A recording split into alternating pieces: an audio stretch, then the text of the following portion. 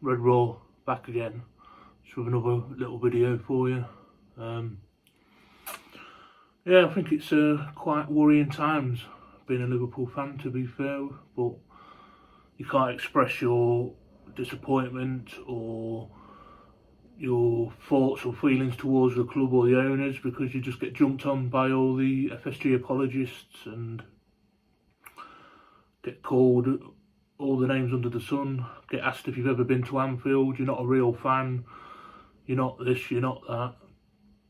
FSG are gods, they saved us, be careful what you wish for, and all that other jazz. I'm not going to rant and rave, but I just think it's alarming. Especially, I've seen reports, I've not actually seen whatever he was on, but apparently David Ornstein was on another show or a blog or something like that, and he was saying that there's probably going to have to be more outgoings before he can even sign just a centre-back, which is alarming. How much more money do we need to recoup? What are they recouping all this money for? Is it to buy Boston Celtics? What's it for? They don't spend anything ever. Yeah, what would we have? Did we spend 90 million, or did it work out to be a net spend of still around the 40-50 million last year on the big summer rebuild? I can't remember, but if he's coming out with things like we're probably going to have to sell Gomez as well, then just to buy another centre-back, that doesn't sit well with me. Where's the money? What are they doing with the money? We haven't got FFP and whatever the other bloody PSR is it to worry about. We're well safe for that. We could go and blow 200-300 million and would still be safe. Not that they'd ever do that, bloody hell. But I just don't get what they're doing.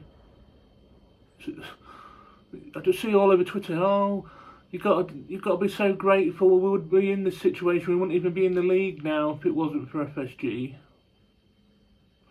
Honestly, I can't deal with these people anymore. I really can't. These will be the same people. It's as if we start to struggle and slot, and we don't get the results that we want, and then they'll be calling for Slot's head. And it's not his fault. He's had the opportunity of a lifetime to come in and manage one of the supposedly biggest clubs in the world. Not that we act like it. We act like a bloody championship side at best most of the time, especially in the transfer market. We don't show any ambition. They don't care if they win the league or not. They don't want to invest the money necessary to win the league. They're happy and satisfied with Champions League football. But this season, reducing the squad depth, yeah, there was on the verge, there wasn't all first teamers or whatever, but yeah, fair enough. But there's still the depth there. Bobby Clark, a good player you can bring in cups and have on the bench. Carvalho could have done a job. That's just to name two of them. I can't remember the other ones that have gone or gone out on loan. But yeah, was it McConnell? Well, it doesn't matter anyway. But the point is, they see finishing fourth as good as anything else because they don't want to spend the extra money required to win the league. They're happy. They're content. Maybe that'll change if we don't manage to qualify for the Champions League this season, which I think is going to be difficult, especially if they don't sign anybody, which is looking like more likely than likely. The clock's ticking. The window's getting closer and closer, and I can't see any signings coming anytime soon. I just find it all head-scratching. I don't know what they're doing with the money. I really don't. Surely you'd be reinvesting whatever you've recouped. It doesn't make sense. Surely you want to strengthen your team to perform better. Not with these lot. They don't care. They don't care about us. They don't care about the club. They are not football people. They are business people. That's what gets my goat. As soon as you start complaining about the owners,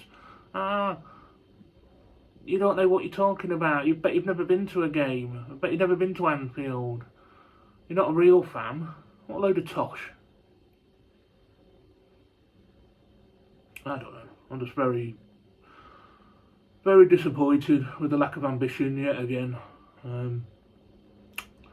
Yeah, we made a good start first game against Forest, but we wasn't the best team in the first half, to be fair. I think Forest, not Forest, who was it? Was it Forest? No, Ipswich. I thought Ipswich played better than us for periods in the first half and was lucky not to concede, but it's early days. We might go on and win the league, maybe, but it would help if we had a few extra players. This is always the same with these lot. Klopp only won one title in his 9 years. Just think if he'd have had a bit more investment, the odd player he wanted here and there, then 1 point finishes behind City or 2 or 3 points, it could have been the difference. We could have been ahead of them and won it. But like I say, the outlay doesn't reflect what they want. It doesn't make any difference to them. If they've got to spend more money, they'd sooner finish fourth because it eats into the profits. Dunk did a very good video on this, explaining the money's ins and outs for winning the league and all the sponsorship deals and all this, that and the other. I'd go watch that if you can find it on YouTube. Dunk is copped up, one of the best down-to-earth Liverpool channels on here. Yeah, I'd highly recommend watching him and subscribing if you haven't done so already. Yeah, I just thought I'd just try and get my little point of view across that I'm very disappointed with the club at the moment. And if it's true that Ornstein said we're going to have to sell more before we can even buy a centre-back, when we arguably needed 2 centre-backs to start with, and they're going to be going into a season when Nat Phillips still at the club, which I believe he is. I don't believe he's gone anywhere yet. Gomez is looking like he wants to leave. So you're left with Canate, Van Dijk and Nat Phillips. If Gomez goes, it's not good enough. In a season where you've got playing more games than ever, your squad's weaker than ever. Yeah, like I say, there's a lot of them are fringe players, fair enough. But how do we go on if we get into January and Trent's not signed a contract, Burgess not signed a contract, Salah's not signed a contract? They're all free to sign pre-contracts, I believe. I think. I might be wrong on that, but they're close to the contracts ending anyway, and there's no sight of renewals being in place or offered. I don't know. It's depressing, isn't it? Like I say, I'm not going on a massive rant. All I'll say is be careful what you wish for. That's all you'll ever get rammed down your throat. Anyway, Red Raw and out.